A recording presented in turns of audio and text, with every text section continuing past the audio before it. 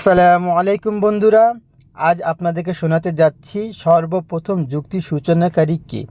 হযরত হাসান বসরি রহমতুল্লাহ আলাইহি বলিয়াছেন, ইবলিস যুক্তি প্রদান করিয়াছে এবং সর্বপ্রথম এভাবে যুক্তি বিধানকারী। হযরত মুহাম্মদ ইবনে সিরিন রহমতুল্লাহ আলাইহি বলেন, সর্বপ্রথম যে এইরূপ যুক্তি সূচনা করে সে হলো ইবলিস। আর সূর্য ও চন্দ্রের পূজাও এই যুক্তির আলোকে শুরু হয়। আরেকটু সংক্ষেপে বিস্তারিত বর্ণনা করি যাতে বুঝে আসে।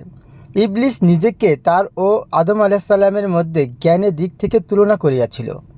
সুতরাং আদম আলাইসাল্লামকে সিজদা করার জন্য তার ও ফেরেশতাদের প্রতি আল্লাহ সুবহানাহু ওয়া তাআলার আদেশ হওয়া সত্ত্বেও ইবলিস নিজেকে আদম আলাইসাল্লামের অপেক্ষা বেশি শ্রেষ্ঠ ও মর্যাদা সম্পূর্ণ ধারণা করে সিজদা থেকে বিরত থাকে।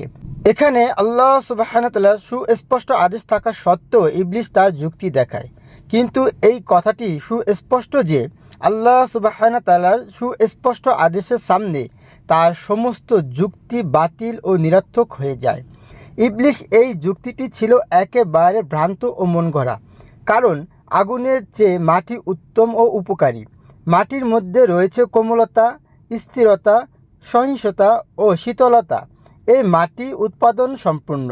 এই মাটি থেকে প্রায় সব জিনিসের উৎপাদিত হয়ে থাকে, অর্থাৎ সর্বশস্যপদক।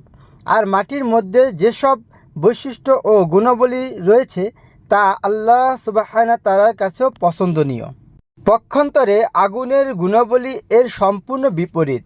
আগুনের মধ্যে রয়েছে উগ্রতা, উত্তপ্ততা ও ধ্বংস করার প্রবলতা, যেগুলো আল্লাহ সুবহানাহু ওয়া তাআলার কাছে অপছন্দনীয়, যে কারণে এইগুলোকে তিনি জাহান্নামের সামগ্রী বানিয়েছেন। আল্লাহ সুবহানাহু ওয়া তাআলা আদম আলাইহিসসালামকে অধিক মর্যাদা ও সম্মান দান করিয়াছেন, যা অভিশপ্ত ইবলিস অর্জন করতে পারে নাই। ইবলিস যে কারণে আল্লাহ সুবহানাহু ওয়া তাআলা থেকে অভিশপ্ত ও লাঞ্ছনার পাত্র হয়ে গেল, সেই কারণগুলি হলো: 1. ইবলিস আদম আলাইহিসসালামকে তুচ্ছ মনে করেছিল। 2. আল্লাহ সুবহানাহু ওয়া তাআলা আদেশকে অমান্য করেছিল। 3. হযরত আদম আলাইহিসসালামকে সিজদা করার জন্য আল্লাহ সুবহানাহু ওয়া তাআলার সুস্পষ্ট আদেশ থাকা সত্ত্বেও সে ইবলিস নিজেকে আদম আলাইহিসসালামের চেয়ে বেশি শ্রেষ্ঠ দাবি করে অমূলক যুক্তি প্রদান করিয়াছিল। 4. সত্যকে প্রত্যাখ্যান করিয়াছিল। ও যে ব্যক্তি এভাবে অনর্থক যুক্তি দেখায় সে শয়তানের দোস্ত মনে করতে হবে।